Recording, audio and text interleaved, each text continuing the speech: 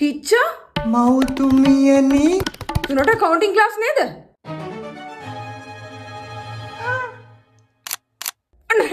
අනේ අපේ හිච්ච කාමරේට දුවලා ගිහි ක්ලාස් එකට ජොයින් වෙනවා. මෙහෙම කතන්දරයක් දන්නේ නැති හිච්චගේ තාත්තා කාමරේ දොර ගාවට එනවා. හිච්චා අද වොෂ්රූම් ගියාද?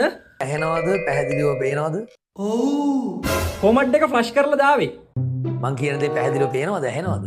ඔව්. ඒක ඇතුළට නහයක් කරන් යන්නේ. අනික මම නොදන්නේ ඔබේ මතක ගැන. කොතනද නැවැද්දේ මම නවත් පුතරක් අත බලන්න මතක නැහැ නේද? මට නම් මතකයි. මතකයි? හොඳට මතක් කරපන් ඇතුළට ගිහලා මොකද්ද කරේ කියලා. කොතනද නැවැද්දුවේ? පුරුතල් ලිපි ද්‍රව්‍ය ලබා ගැනීම. ඈ? මොනවද මං කියන්නේ? උඹට පයිතියන්ද?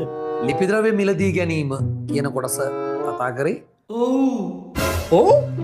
පයිතියන්ද ඔව් කියන්නේ? එකට එක කියන්නම කන පල්ලා හරිද? තාම අපි ගණන් හදන්න තාම ප්‍රවිෂ්ඨ වුණේ නැහැ. හරි? හරි තමයි. මේ ලෝකයකෝ අවංකව ළමයෙක්ගේ සාර්ථකත්වයක් දකින්න මහන්සිනේ තුන් ගොල්ලයි. අම්මයි තාත්තයි ගුරුවරු. ඒ තුන් ගොල්ලන්ට ගරු කරන පුරුදුයක්. ඕක නෙවෙයිනේ තුන. ඈ? උඹ වෙනවද මට උගන්නන්න? ගියාම බලන්න තව කවුද එහෙනම් ළමයාගේ සාර්ථකත්වයට මහන්සි වෙන්නේ කියලා? බැංකු ණය. බැංකු ණය?